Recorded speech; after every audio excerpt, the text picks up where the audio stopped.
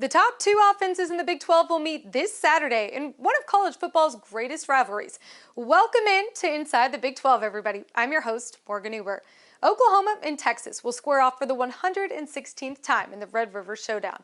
The 2020 college football season has had a lot of changes, a lot of unexpected plans. The good news, though, the host of this game, the Cotton Bowl, going all the way back to 1932, it didn't change. The Cotton Bowl has seen some memorable and close matchups, especially recently. The last 6 years, the Showdown, look at this. It's been decided by just one possession. Going back to 2014, Oklahoma has the edge over Texas. However, the Longhorns hold the overall advantage with 62 wins. Fox Sports college football analyst Joel Klatt will be on the call Saturday in Dallas. Joel, thank you so much for taking the time to do this. These two teams are meeting, both coming off of a loss for the first time since 2014. How will the recent disappointments intensify an already fierce rivalry? Yeah, I mean, I think each fan base is going to be a little bit more desperate for a win, and in some respects, they're going to savor a win even more because the loser of this game is really in bad position in the Big 12 race, and I think that in a year in which, at least for OU, let's just take it from their side, that it's clearly like a reload year and kind of a rebuilding year, in particular with the youth that they have and inexperience at a lot of positions. Their fan base would savor an opportunity to really stick it to Texas. And I think vice versa, in a year in which Texas hopes that they can still make the Big 12 championship game and really do some big things, even after that close loss to TCU, their fan base would, even though they're clamoring right now, they would turn around and be, ecstatic about potentially giving OU their third straight Big 12 loss. Obviously, that hasn't happened in a long time. So I think that the stakes are equally high because of the level of hatred between the two fan bases, which is one of the reasons why I love this game so much. To keep Big 12 championship hopes alive, who needs this win more between the two? Texas. Just because I think it's even... It goes beyond, Morgan, even like Big 12 championship hopes. I think that there are four reasons why Texas has all the pressure on them in this game. The first being that their roster this year is really built for success this year. They have 30 players that have starting experience. They're the fifth ranked team in the country as far as the composite rankings go, which takes a look at where your roster was recruited and how highly rated they were when they were recruited. They've got a quarterback that has started 36 games in Sam Ellinger and been in this game and really been through the fire. They've got the coordinators that I think Tom Herman is more comfortable with Chris Ash and Mike Yursich. So that's number one. Number two, OU's clearly reloading. I touched on it. Youth and inexperience. Their quarterback is trying to get broken in, and Lincoln Riley is breaking in a new college quarterback for the first time since he was at East Carolina. They're missing their fourth top rushers from a year ago. Their two best pass rushers coming into the season are not there, Jalen Redmond and Ronnie Perkins. They're missing their middle linebacker, Kenneth Murray, who went to the NFL. He was their first-round draft pick since Gerald McCoy. You can go on and on, right? Like Oklahoma is clearly in a reload. The third reason being that Texas cannot sustain another loss to an unranked team. Mac Brown from 2001 to 2009 lost 5 games to unranked opponents. Herman's already lost 7. OU is unranked. Texas is ranked. This situation has to iron itself out. And then lastly, you touched on it in your first question, the Big 12 championship game. I think Texas and their fan base, at a minimum, needs to be in the Big 12 championship, much less win the Big 12 championship, for all the reasons that I just talked about, in particular where their roster is. And if they don't win, then they don't control their own destiny. And hoping at this point for the Texas fan base is not cutting it. Even Sam Ellinger this week said that this university and program deserves better. So a long-winded answer to tell you the pressure is squarely between the eyes of Texas. Still got a long way to go until that Big 12 championship. For the Longhorns, you mentioned first-year offensive coordinator Mike Yursich. They're the top scoring offense in the Big 12. They're averaging 16 more points than they did a year ago. How has he made this instant impact in Austin, Texas? Well, I think part of it is just the natural growth of experienced players. I think that their offensive line is better than they have been in the past.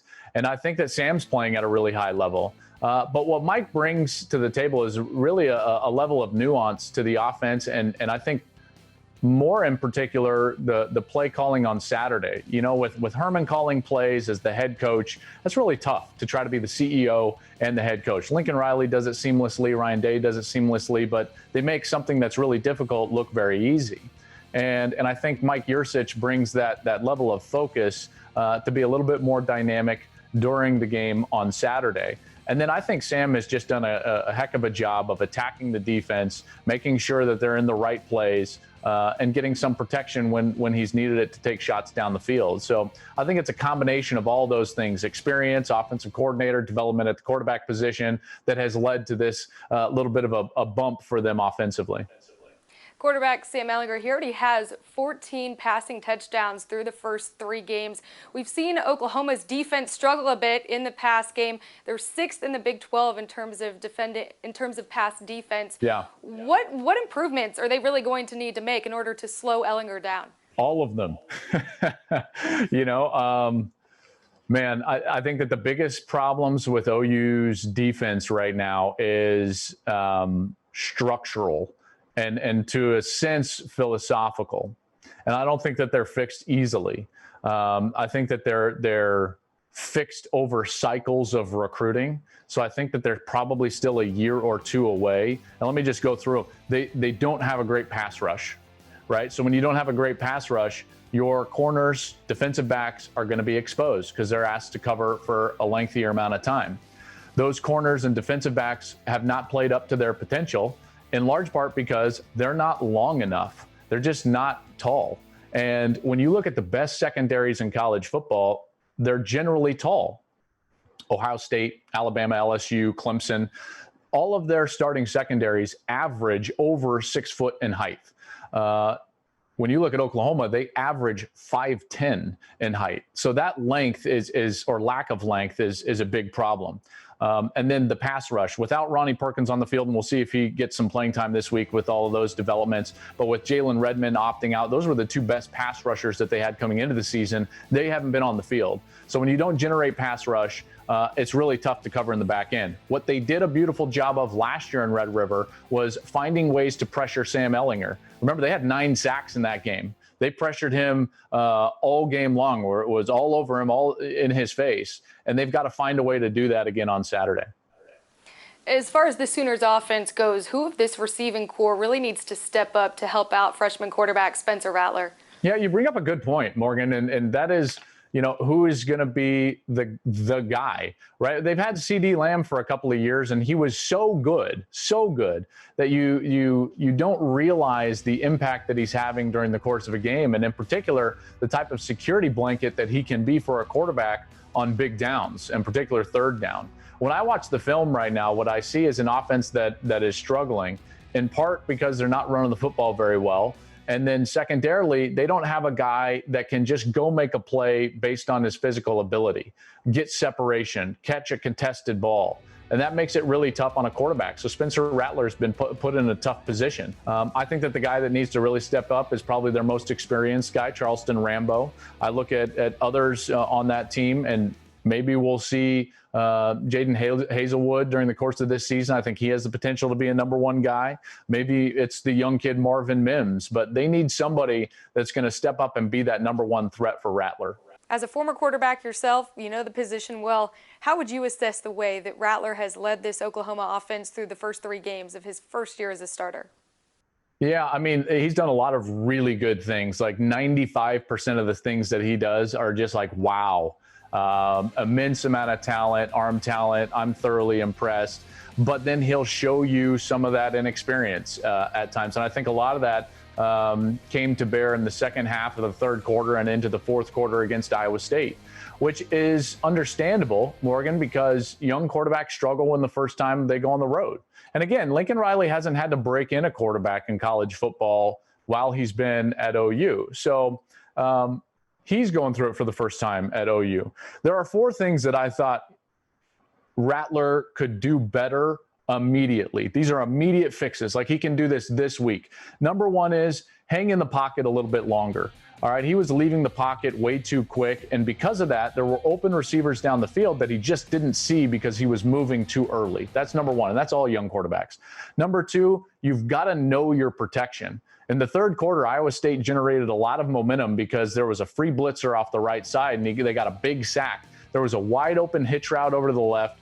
It was pretty clear that Rattler was not going to be protected from that right side. You've got to know your protection. That's number 2 as a young quarterback. Number 3 is that you've got to take what the defense gives you. On the second to the last drive, OU's on the field. It's a tie ball game. It's third down.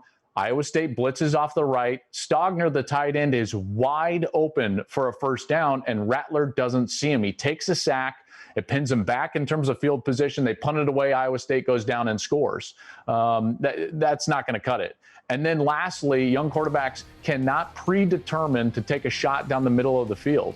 The defense has to dictate that happens. And on the last play of the game, there was clearly a middle safety back for Iowa State, and he threw it anyways. And he forced that ball over the middle. Again, all 4 of those things he can correct this week. That's why I think that they'll be fine offensively, and more specifically, Rattler will be fine moving forward. When you take a look at the numbers, the Sooners offense, they have 3 times more pass yards than they do rushing yards. How do they get their run game going here against Texas? Well, they need to, and I think that the secret to Lincoln Riley's offense, at least at OU, has been the run game. They've been so dominant in the run game. In fact, the last 3 years, they have been the Big 12's leading rushing team. And when you lose your top 4 rushers, that's a problem. Jalen Hurts graduated. Ramondre Stevenson suspended. Kennedy Brooks opted out. Trey Sermon transferred to Ohio State. And so all of a sudden now, yes, they have a pretty good offensive line, but you're left with puppies in the backfield. And that's a problem. And I think those running backs are trying to find their way and find their footing in terms of creating big plays like Kennedy Brooks did last year with his fluidity on the outside. And then I don't think that we can minimize the fact that when you've got a great running threat at quarterback, it opens things up for the run game as a whole. In the last 2 years, they've had dynamic runners at the quarterback position in Kyler Murray and Jalen Hurts. And now I don't think that they have that. Not that Rattler's not athletic, but he's not the running threat that those other 2 guys were. So they're finding their way right now. But rest assured, they've got to get back to being a dominant running team. That offensive line is going to have to start doing a better job of owning it up front and winning the line of scrimmage. Joel, in a year where there has been so many changes to the college football landscape due to the coronavirus pandemic, to still have this game at the historic Cotton Bowl venue, what is the significance for the fan bases, the players, and spectators really all over the country for it to still be held there? I mean, I'm so glad that they did, right? And it's just and really the Big 12 in general, Morgan, I know that this sounds almost corny. I'm so proud of the Big 12 for just continuing to move forward and to listen to the rational medical advice of their experts and put in the protocols that keep young men healthy and young women around the program of every Big 12 program, but just continue to put one step in front of the other and take the news that comes, digest it, and then make an informed decision. I think that they have been just such leaders throughout college football. And a big reason why the SEC was able to stay the course and a big reason why the ACC was able to stay the course was the leadership of Bob Bowlesby and the medical community around the Big 12. And I know that that's not specifically about this game, but part of it is, hey, we're not going to just cancel the Red River game in Dallas just because months and months ago. Let's continue to be patient and put one foot in front of the other and see if we can get there. And lo and behold, here we are. Now, will it look the same? Absolutely not. Will it feel the same? Absolutely not. But this level of normalcy, I think, is good for these two fan bases. It's good for Big 12 fans, and it's good for college football fans in general. And I'm really proud of the conference for them taking the approach that they have and bringing a rational and thoughtful and patient approach to this season. And I think this game is evidence of that. Joel, thank you so much for the time and the wealth of information here that you shared today. Enjoy the game, and thanks again. Appreciate it. You bet. Thank you, Morgan. The Red River Showdown begins the day at 11 a.m. Central on Fox. That's again where you're going to see analyst Joel Klatt and his broadcast partner Gus Johnson and Jenny Taft. There's two other games on the day on Saturday. Let's take a look at the schedule here. Texas Tech faces Iowa State in Ames. That one 2:30 p.m. Central. The Cyclones are coming off of that upset win over Oklahoma. Kansas State heads south to Fort Worth. The Wildcats will take on TCU at 3 p.m. Central. If we've learned anything about this 2020 college football season, it's that anything can happen. Enjoy your Saturday afternoon of Big 12 football, everybody. I'll see you back here next week.